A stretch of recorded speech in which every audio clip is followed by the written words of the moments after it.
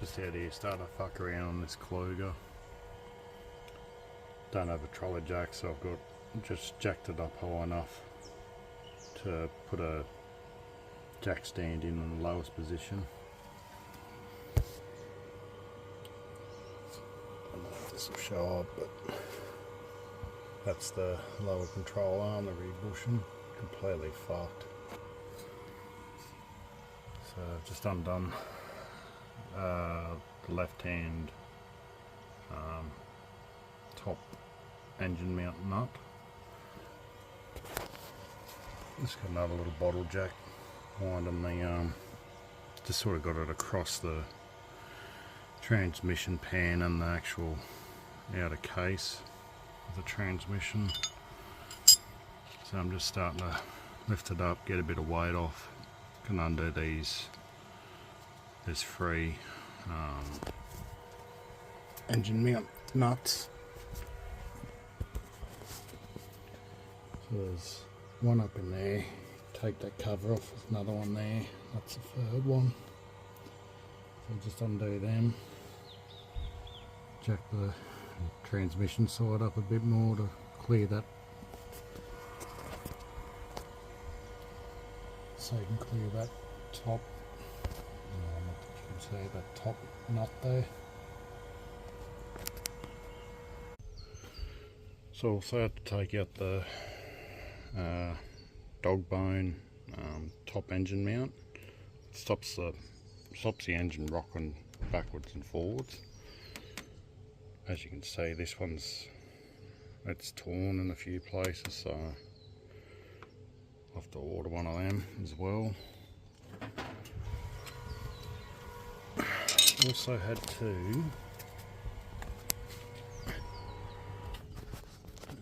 see it. Another engine mount, so I'll loosen that one off. And there's one up in here as well. Loosen that off just to try and get a bit more movement. So I'm just going to see if I can use a jimmy bar, pry bar to pop the bottom one out, bottom securing bolts out, because it's gonna, otherwise I'm gonna have to have another inch of lifting the motor up. I don't really like doing it off, you know, oil pans, but there's nowhere else to get it really, so yeah, just going to try and pry in here, and hopefully it'll, you know, the rubber will give enough that I can pop it out. Plan B. So what I actually had to do was undo the other front engine mount, which I just know I'm going to have to fucking fight to be able to get it to roll enough to get that mount out. So it was nearly 30 inches of extensions to get down to where that nut was. So this is the left hand lower control arm all the way out. As you see, it's just completely fucked.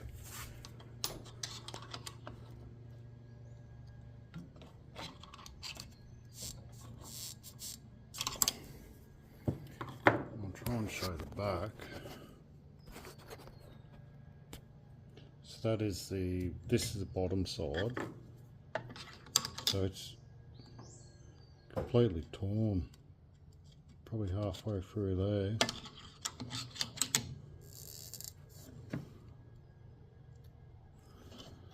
Not bad for 255,000 Ks.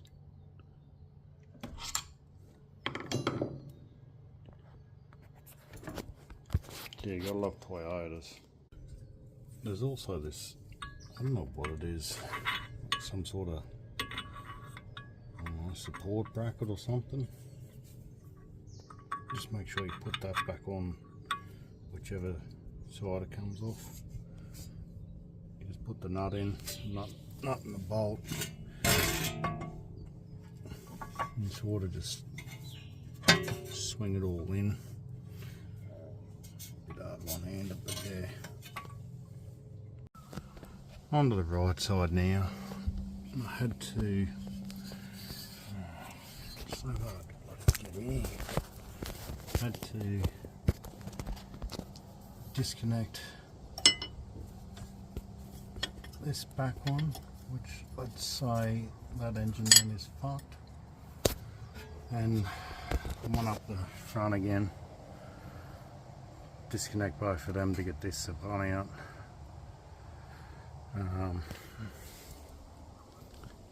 And then I finally found out where the slow coolant leak was coming from.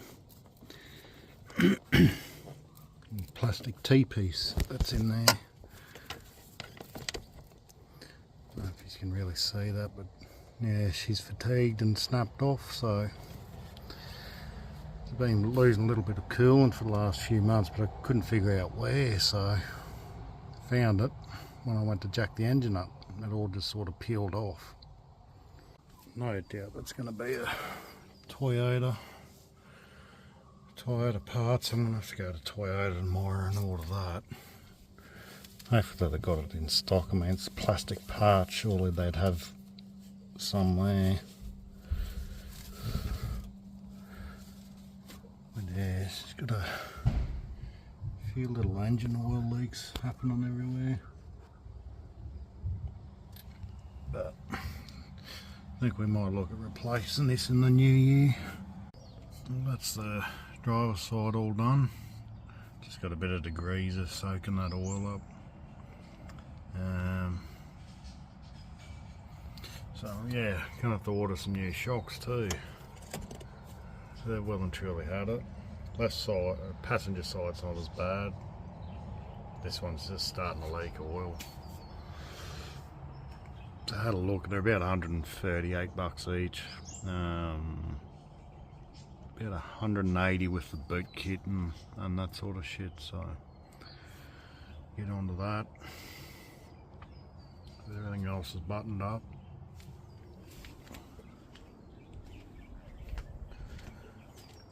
Yeah, I'm gonna have to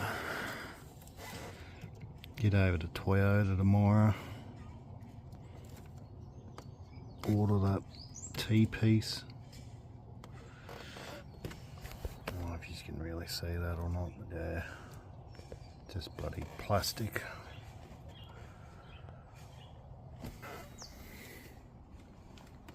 Well,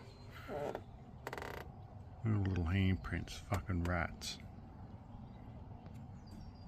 Everywhere. I only cleaned this the other day.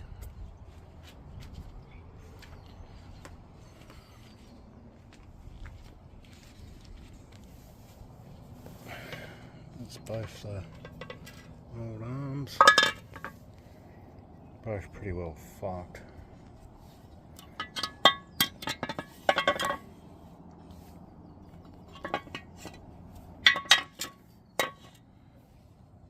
Just all ripped and fucking fatigued.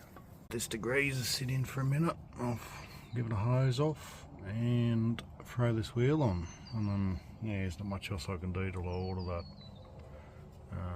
T-piece. I think I'll order new shocks. I'll price them up anyway, and this top dog bone, because it's torn as well. Two on the end. Like these two seem okay. The front one seems okay. It looks like it's oh fuck, what the, I thought that was a fucking brake line there for a minute.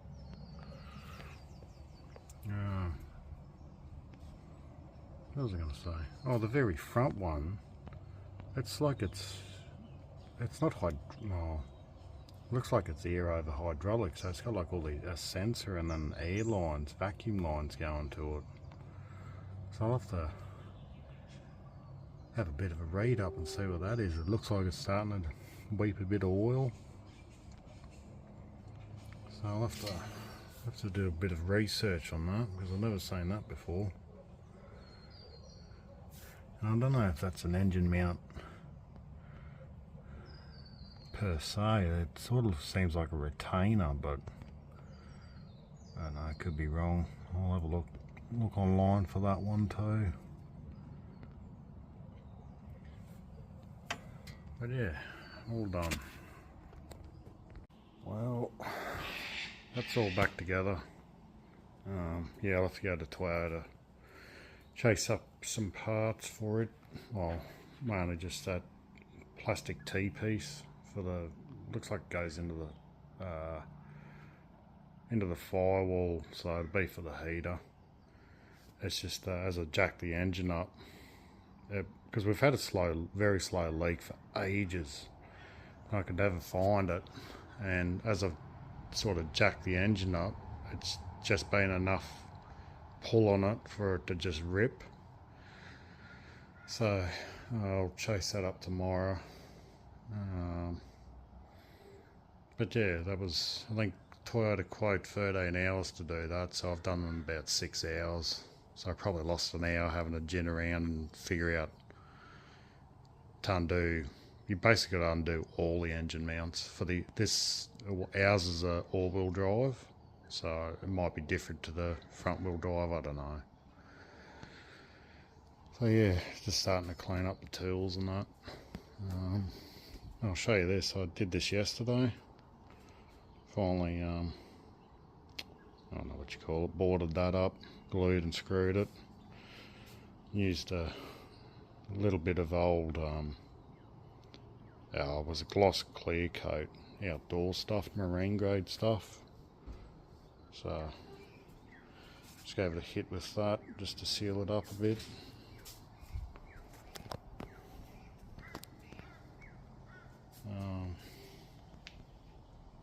Yeah, so it's getting there. Between doing other jobs and then started tidying some of this stuff up. Because I probably won't park the Black Pearl in here anymore, since I'm going to be drive in, drive out from now on. So at least now I can sort of set it up as, you know, I've got like a work bay kind of area. I'll do what I can anyway. Like I need to, same thing, there's 15 million things I need to do, but not enough money to do it. Is make up a trailer for the firefighting unit, so then I can tow it behind this heap of shit. Actually, while I'm over town, I'll follow up on the parts, see if they've arrived. So hopefully I can put it back together, because I actually did put the we got the exhaust side back in. I just, yeah, assembled it with that, some of that stuff, just fin oil. So I've got all that back together, well, exhaust side back together. Hopefully the parts have turned up and I just need to pick them up.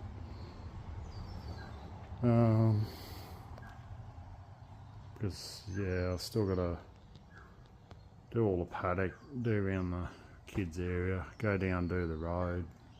I'd rather not have to spend 3 days whippersnipping if I can do, you know, 50% of it with the mower. Yeah, somewhat productive day. But yeah, I had to go and buy a 22mm socket because I didn't have one. I thought I had one. I got 21 and 30 and 32.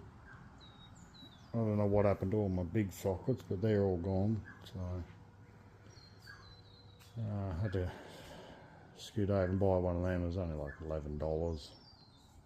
But same thing. Like I used to have a big tool set, and I sold it all off years ago to pay for my back surgery. Now I've just got bits and pieces, and I buy stuff when I need it. Be nice to have a full, you know, full set. But you can only do what you can do with what you got. So I try and do my best. So yeah, do the skill run tomorrow. I don't know if I can get that T-piece in brass, but I mean, if it's lasted 15 years and going on 250 odd thousand Ks, I might, if Toyota have got one, I'll just whack another plastic one in. I think it's going to be a right prick to get that broken shit out. But it's actually funny because there's no hose clamps on it. I don't know why. We had to have the air conditioner compressor replaced on it, which means they dropped the whole cradle, engine, transfer case, everything down to replace the compressor. So whether they never put them back on, I don't know.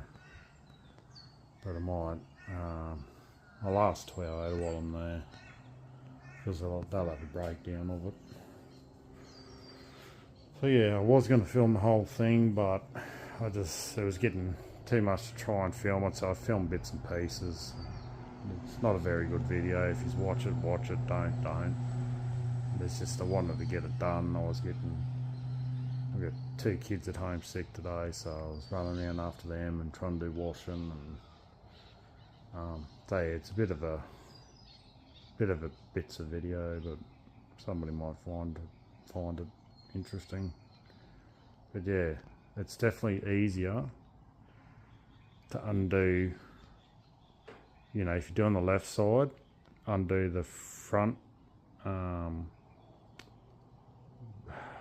don't know what it's a engine mount, but it's got like a wire and vacuum lines and stuff, so it's easy to undo that at the top. That way you can tilt the whole motor, like jack it right up. On the right side it's the same.